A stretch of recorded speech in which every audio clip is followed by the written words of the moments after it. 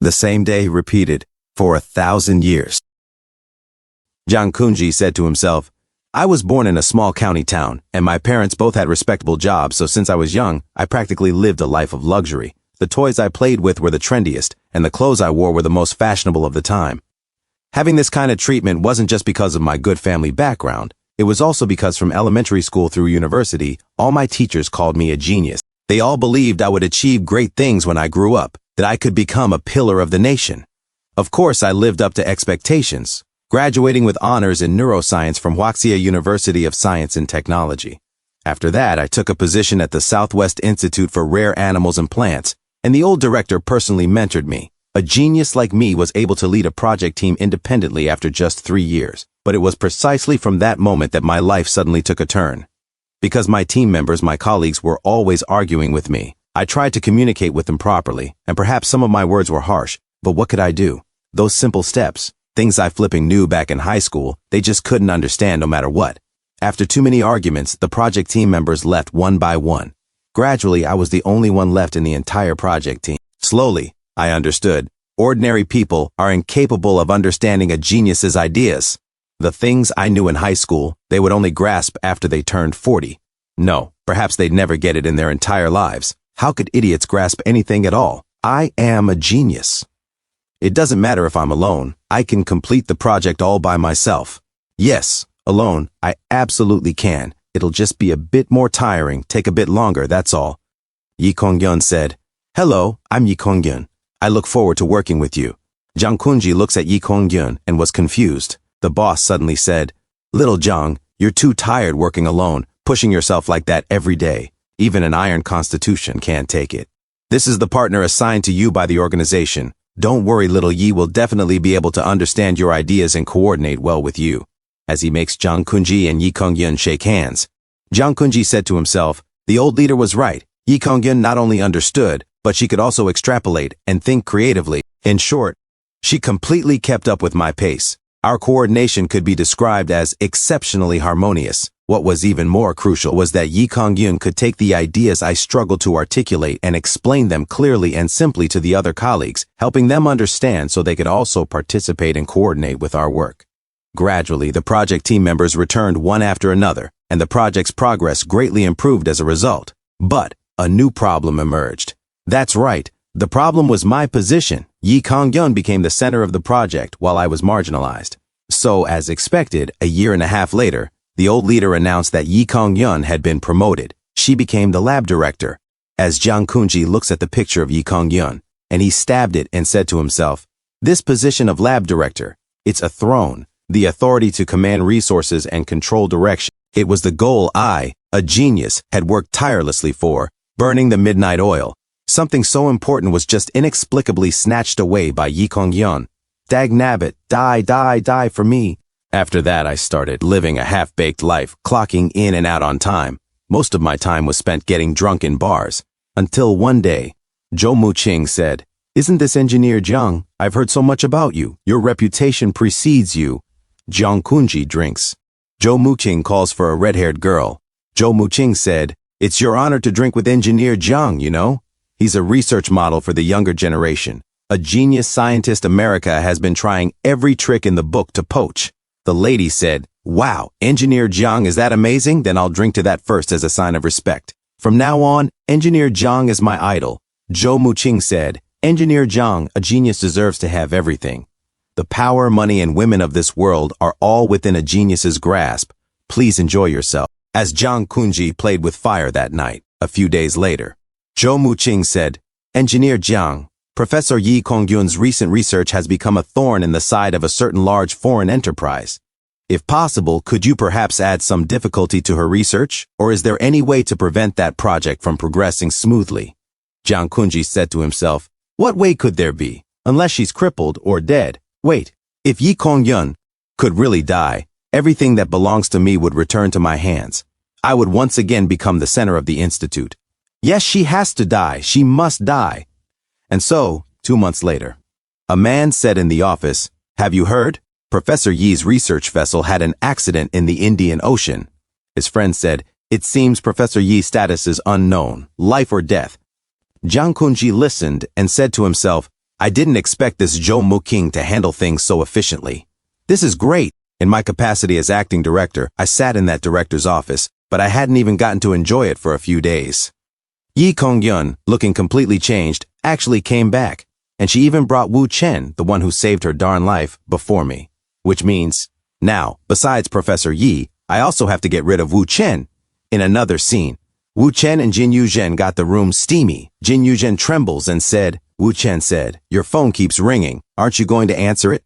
Now's not the time to answer calls. Jin Yuzhen said, actually, I'm having a bit of trouble holding on. If you answer the phone, I can take the chance to catch my breath.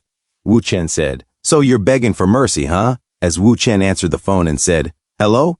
Jiang Kunji looks at the mirror and said, hello, Mr. Wu. I'm Professor Yi's assistant, Jiang Kunji. I specifically got your number from the professor. For personal reasons, I must thank you formally in person. Let's meet tomorrow at midnight, 12 a.m.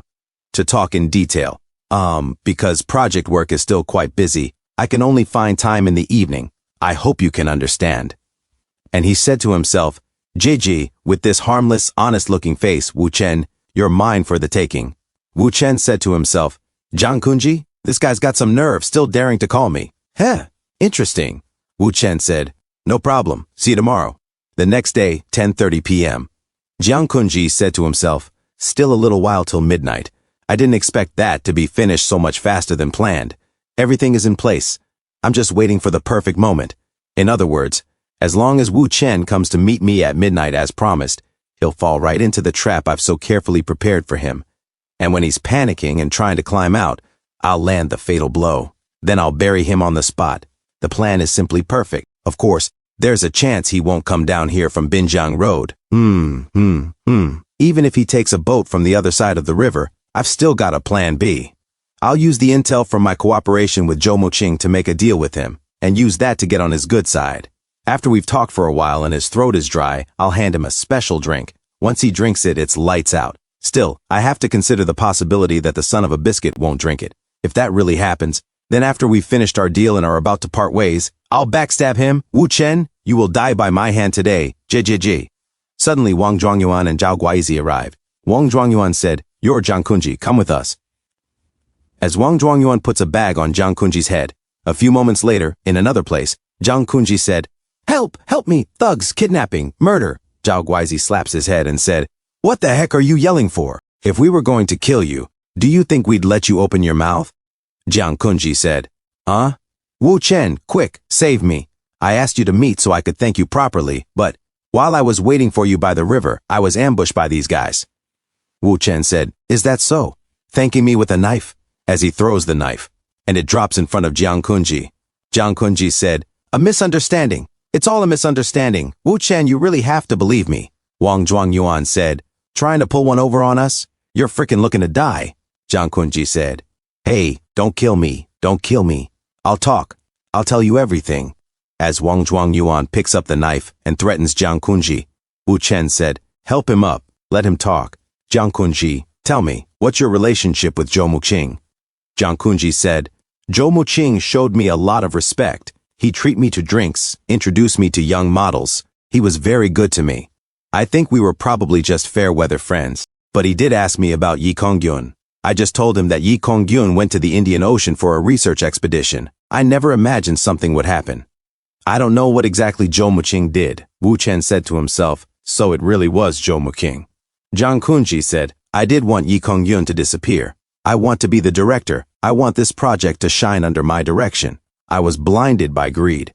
Wu Chen said to himself, if I'm not mistaken, the coordinates I gave Zhou Muqing were for Professor Yi's experimental base, and Zhou Muqing chose to use Jiang Kunji to make his move against Professor Yi.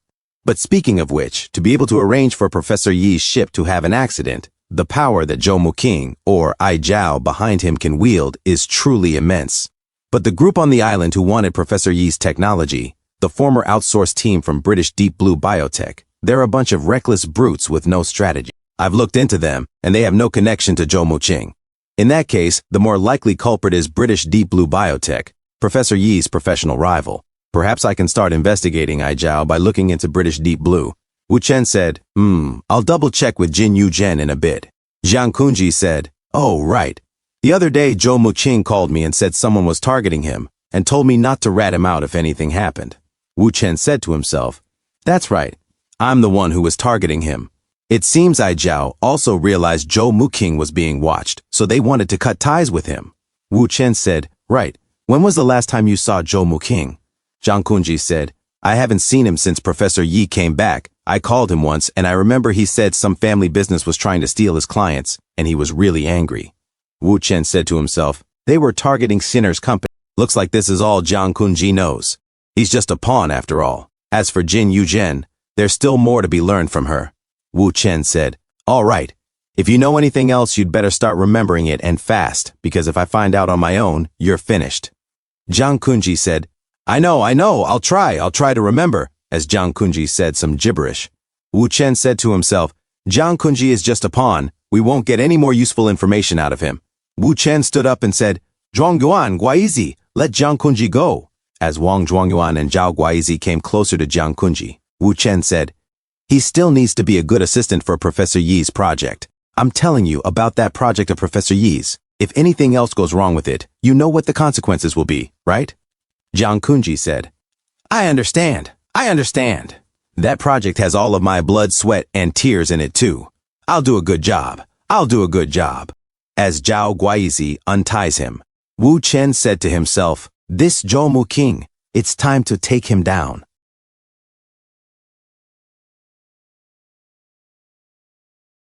Thanks for tuning in. I truly appreciate each and every one of you who took the time to watch this video. Don't forget to hit that like button and subscribe for more content like this. If you enjoyed what you saw, consider sharing my videos or channel with your friends who might also enjoy it. Your support means the world to me and helps my channel grow. Let's keep this community thriving together. Until next time, see you in the next video.